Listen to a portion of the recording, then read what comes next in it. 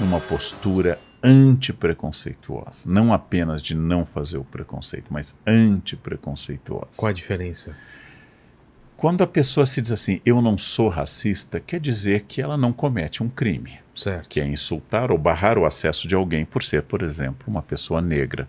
O antirracista é aquela que não apenas não comete o crime, mas ele quer encontrar soluções, como cotas, ou Sim. outras soluções, existem Claro. centenas, para que termine essa questão. Então, não basta eu não chutar um morador de rua. Exato. Eu, como pessoa decente, não vou chutar um morador de rua. Quando eu me torno um preconceituoso, eu vou achar um mecanismo para que essa pessoa em situação de rua, que é a expressão mais usada hoje, ela deixe de estar em situação de rua, já que, como dizem as pessoas que batalham pela aporofobia, contra a aporofobia, contra o preconceito, contra a pobreza, ninguém mora na rua. Ela está em situação de rua, né? Ela não tem um CEP, ela não tem um endereço, não é um morador de rua. Então, se eu vejo alguém em situação de rua, eu vou lutar para que essa pessoa possa fazer isto.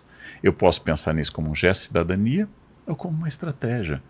O mundo não é sustentável se nós continuarmos excluindo pessoas a partir do preconceito. Ou, como dizia o grande Mahatma Gandhi, se continuarmos com essa lei de olho por olho e dente por dente, vamos terminar todos cegos, banguelos, sem olhos e sem dentes, né?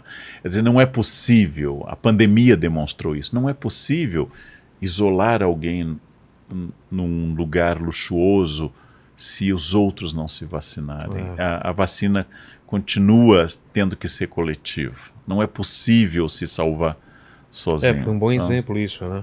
Que não adiantava você estar vacinado se a grande maioria não se vacinasse. E com preconceito a mesma coisa. Não adianta você não ser preconceituoso quando uma grande parte da sociedade é. Os problemas vão aparecer. Mas outra coisa que está... Eu acho, a gente tem uma percepção que está aumentando muito, é a xenofobia. A gente viu agora aquele vídeo da portuguesa no aeroporto, né, falando da brasileira, e a gente vê isso, esses pontos de contato cada vez maiores por causa de refugiados, movimentos de grandes movimentos, né, por causa de guerras e tudo mais. E aí?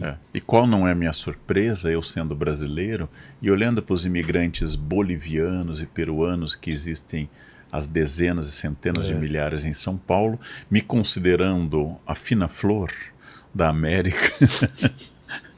Quando eu vou para Portugal e olho para um português, que afinal toda Portugal tem menos gente do que a cidade de São Paulo. Eu fui ver isso. Olhando para a gente e dizendo, vocês são inferiores. Qual não é a dor desse português, dessa portuguesa, ao irem para Paris? Paris é uma cidade com muitos portugueses, trabalhadores portugueses, e descobrir que para os franceses, aqueles portugueses são a ralé da Europa. Qual não é a surpresa do francês ao ir para Berlim e descobrir que para os alemães... Exato. É sempre assim. A gente, né? A gente vai para Miami achando que... E lá a gente é latino, né?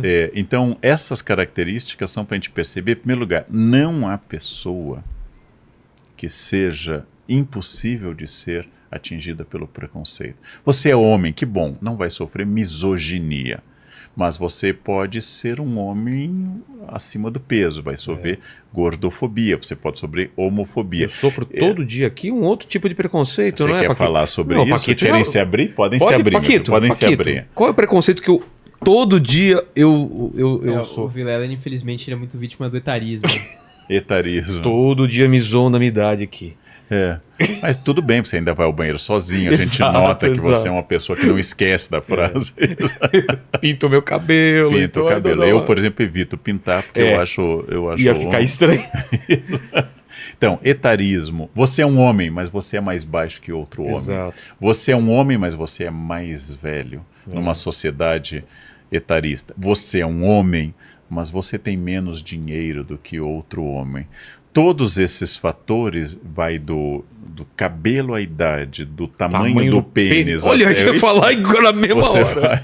Você vai sofrer algum tipo... Sempre alguém maior do que você. Mas isso é inevitável, então? A gente nunca vai sair disso? O que é evitável é você fazer sua identidade marcada pela diferença. Ou seja, eu posso entender que você ser diferente de mim enriquece o grupo. Quer dizer, é perceber que a diversidade não é um desafio, a diversidade é uma oportunidade. Na biologia, quanto maior sua variação genética, mais forte você é. Quanto maior, a gente sabe numa comunidade, né? Que o vira-lata caramelo olha para os dois lados para atravessar a rua. Exato. E o maltês morre porque um calango ele só vai, assustou.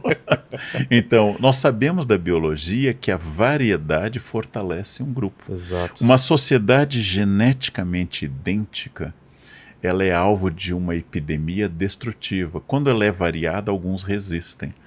Então, se eu perceber essa diferença, eu vou notar que os pontos de vista são vistas a partir de um ponto. Então, quanto mais pontos de vista eu tiver, mais eu vou ver, por exemplo, que até na biologia, Roger, durante séculos, biólogos homens olharam no microscópio e disseram que os espermatozoides bravos, ágeis, mais fortes, nadaram quilômetros em um ambiente ácido, quilômetros para a proporção deles, para um ambiente ácido, e o prêmio do mais forte foi o óvulo parado. O óvulo que estava lá, imóvel e passivo, esperando o mais gostoso chegar primeiro. Hoje nós sabemos que o óvulo participa ativamente da seleção do espermatozoide, que o óvulo também é alguém que escolhe, é um ser que seleciona. Mas o olhar masculino vai ver em aquilo que se movimenta com cauda e aquilo que nada como algo melhor. É muito interessante. Nós somos traídos pela linguagem, Roger. Se eu estiver comendo a salsicha de um cachorro quente, minha boca é maior que a salsicha, eu mastigo a salsicha, eu estou comendo a salsicha, não é verdade? Claro. Mas é o pênis que está comendo a vagina.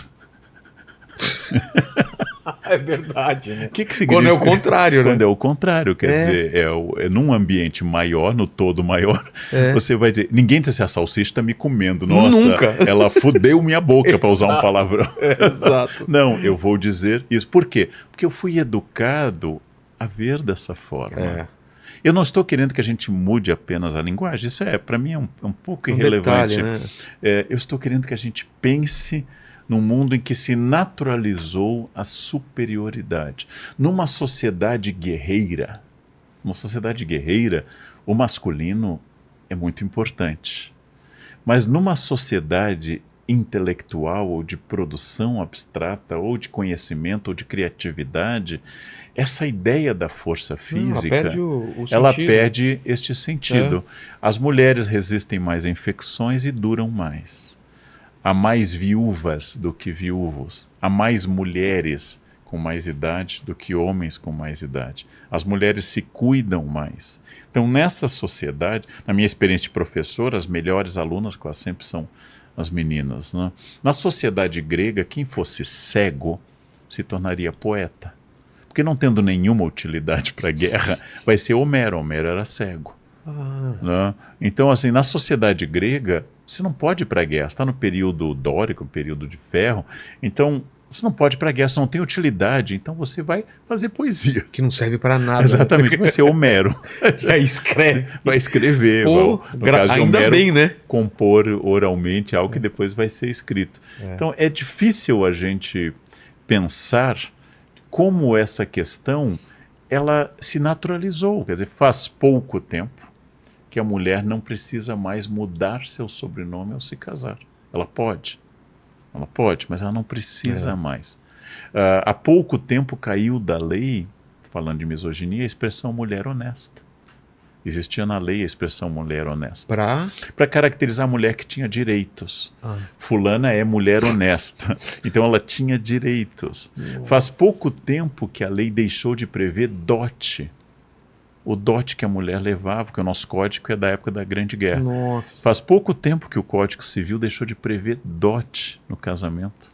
Porque claro que a gente não usa dote há muito tempo, mas a lei ainda tinha que especificar na separação que não houve dote.